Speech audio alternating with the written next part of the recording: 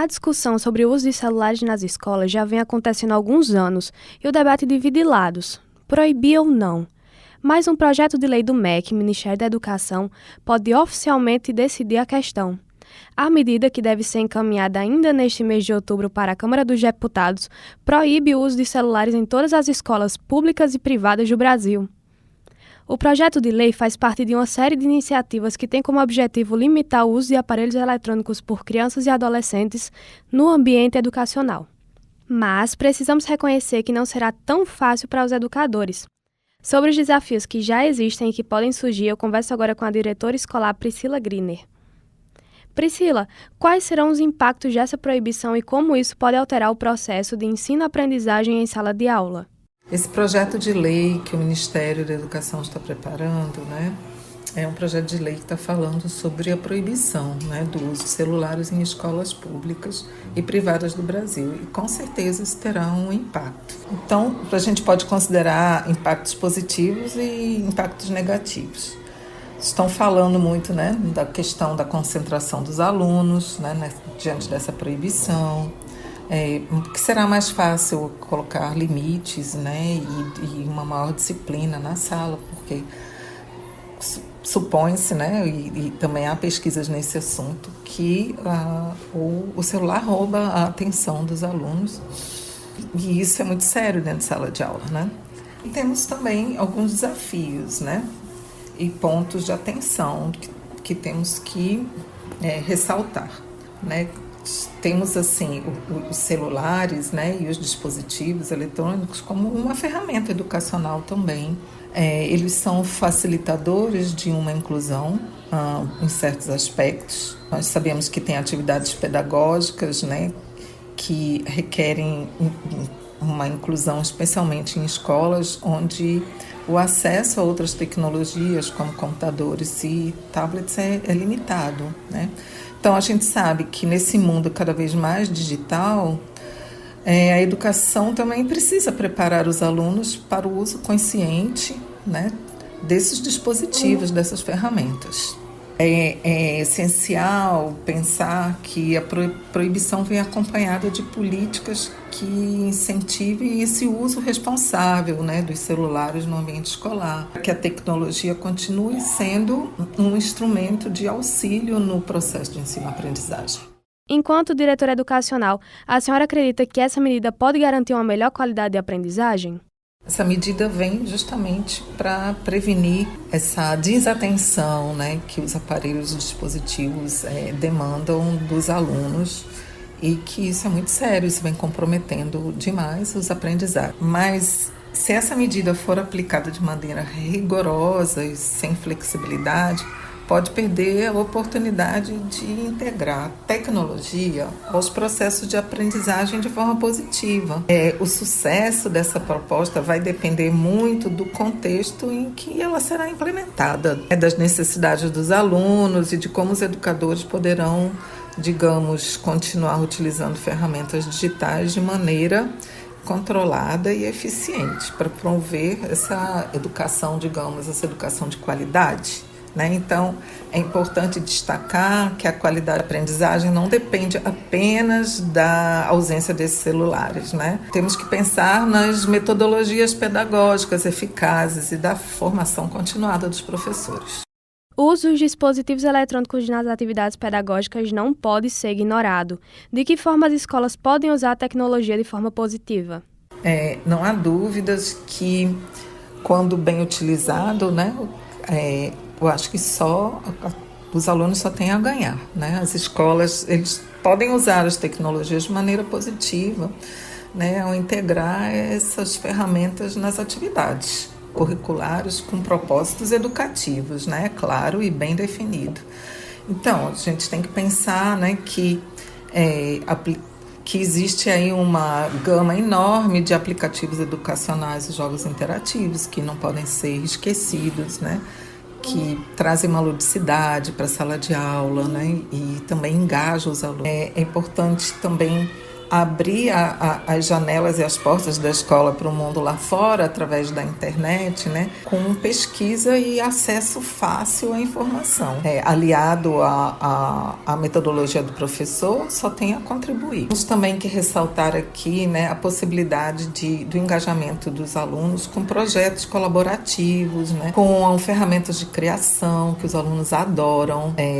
Isso também desenvolve habilidades importantes, né, como trabalho em equipe e autonomia. Outra questão também seria o uso de vídeos, de podcasts, de infográficos, uma série de ferramentas, né, de sites, de links, de aplicativos que atendem a diferentes estilos de aprendizagem, né? Quando a gente está falando aqui da individualização do aluno, né, a busca por um caminho pessoal, né, mais personalizado para aprender é muito importante, e a gente sabe que esse mundo digital tem tudo a oferecer. E quais os principais benefícios que a tecnologia pode trazer para a sala de aula? Se o professor usar a tecnologia de forma consciente e planejada, muito provavelmente ele trará benefícios para os seus alunos. Existem vários aspectos, né, que a gente pode considerar aqui, como a personalização do ensino, né, principalmente quando a gente está falando de plataformas de aprendizagem adaptativas que se ajustam, ou a maneira do aluno de pensar, né, o que ele gosta, também suas predileções, e uma série de aspectos que engajam o aluno, sabendo que lá, né, tem acessos e recursos diversificados. Então, isso também dá assim, uma amplitude maior para o ensino e, consequentemente, para o aprendizado. Então, a gente está aqui o tempo todo pensando nesse engajamento e nessa motivação do aluno. Os jogos, os vídeos interativos, né, os projetos de multimídia podem tornar essas aulas mais atraentes e consequentemente, o envolvimento dos alunos será maior. Importante ressaltar o desenvolvimento das habilidades digitais, né? Nesse mundo cada vez mais digital, é muito importante, é essencial que os alunos desenvolvam essas habilidades desde cedo, mas, novamente, com as devidas restrições. O uso de dispositivos eletrônicos na sala de aula ajuda, mas também atrapalha muito. Já falamos sobre o aprendizado colaborativo, né? Existem plataformas de compartilhamento onde, dentro de uma própria sala de aula, os alunos podem se dividir em grupos e trabalhar em diferentes partes da plataforma, né? E depois reunir, fazer trocas, né? Diante do que cada grupo conseguiu construir ou conseguiu pesquisar. É muito instigante, é muito legal, né? E a gente sabe também que há recursos de um feedback imediato, né, para aprendizagem, são ferramentas de aprendizagem online que permitem que esses alunos recebam um feedback instantâneo, né, sobre o seu desempenho. Isso eu até acho que, dependendo da idade, dependendo da autonomia do aluno, isso é importante ou não. Cabe aqui trazer que existe esse recurso também. Eu estou conversando com a diretora escolar Priscila Griner sobre o projeto de lei que proíbe o uso de celulares nas escolas públicas e privadas do Brasil. Priscila, o Rio Grande do Norte já tem uma lei estadual que proíbe os celulares nas escolas. Os estudantes recebem bem essa proibição? Com as dificuldades que as instituições de ensino enfrentam em relação à implantação dessa medida? Mesmo antes dessa lei ter sido promulgada aqui no nosso estado, aqui na Casa Escola a gente já vinha discutindo esse assunto, né? Então, alguns alunos acreditavam que a ausência de celulares poderia aumentar, sim, a produtividade e a interação. Por outro lado, muitos estudantes consideravam a proibição uma limitação, né? E a gente claramente percebeu essa dependência, né, do celular para além, né, do ensino. Mas eu acho que aqui, né, o problema não está na proibição ou na permissão, mas sim na implementação, né, da lei. A gente entende que só a lei não esclarece, né, não dá e não ordena, não constrói um costume, uma nova forma de ser, porque a dependência, né, nossa dos celulares, incluso adultos aqui, ela é uma forma de ser. A gente precisa pensar na falta de clareza nas regras, né? Quando vem essa determinação, né, de cima. Não estou dizendo que ela não seja importante, ela é importantíssima, né? Na formação dos professores, né, para que eles possam, digamos, juntar o mundo digital com o mundo real, né, desenvolvendo metodologias mais atraentes para os alunos, né, e pensar nessa importância da inclusão digital, que esse mundo digital favorece e auxilia, dando oportunidade a muitos de aprender com a ajuda das ferramentas digitais. Priscila, e falando em um cenário geral, quais os maiores desafios enfrentados pelas escolas na era tecnológica?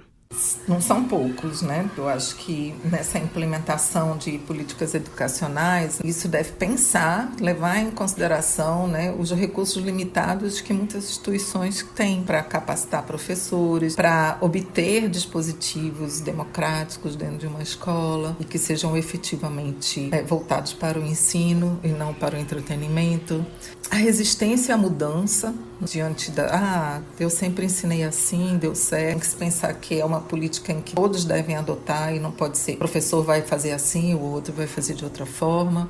Essa questão da capacitação e formação, né, das equipes pedagógicas, a integração de tecnologia, que embora ela tenha um grande potencial para enriquecer o aprendizado, a sua integração deve ser pensada de forma eficaz dentro desse contexto escolar. Os recursos, eles têm que existir, não adianta a gente pensar em tecnologia sem recurso. Tem que haver um monitoramento, né, e uma avaliação em relação ao uso desse dispositivo, né? Então tem que ter aí talvez um tempo que o professor vai poder usar, quantas aulas ele vai poder usar, né? Então, o professor que sempre coloca vídeo, né? Vamos pensar até na própria educação infantil, né? Colocar os alunos expostos a vídeo a cada assunto, a cada momento, isso justamente se torna um problema e não um auxílio, expondo crianças tão jovens aí às telas. Então, cada nível tem que saber como usar, o tempo que vai utilizar e a forma como vai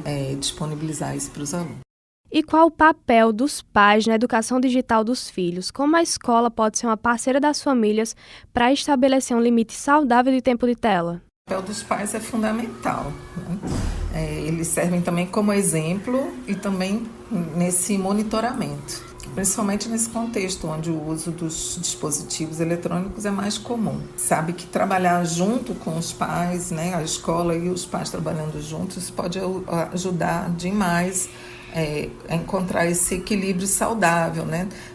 Primeiro com o estabelecimento de regras, né, em casa, até construídos, pais e filhos, né? Os pais colocarem uma certa limitação desse uso é super importante. Ser mais seletivo, né, no que criança ou jovem podem usar, né, como usar. Também conversar sobre o assunto, chegar perto mesmo, questionar e muitas vezes ir lá no dispositivo e ver o que está sendo explorado, o que está sendo apagado, né? Se, digamos, é impossível chegar no histórico do que está sendo usado, então é um sinal de que está sendo necessário, está precisando esconder alguma coisa, né? Eu sei que aqui essa discussão talvez seja para um outro momento, mas entrar na individualidade, né, na intimidade, né, da criança ou do adolescente é algo assim, mas é algo também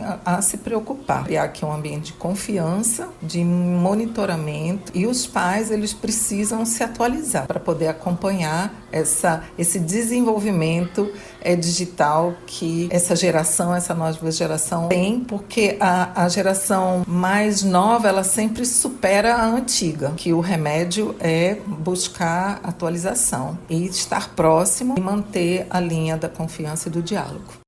Um dos maiores desafios é certamente o uso da inteligência artificial. Como as escolas podem trabalhar nesse assunto com os estudantes, Priscila? Conta pra gente. Eu sou uma usuária recente dessa inteligência, pelo menos de forma consciente, né? Realmente já estava usando sem saber.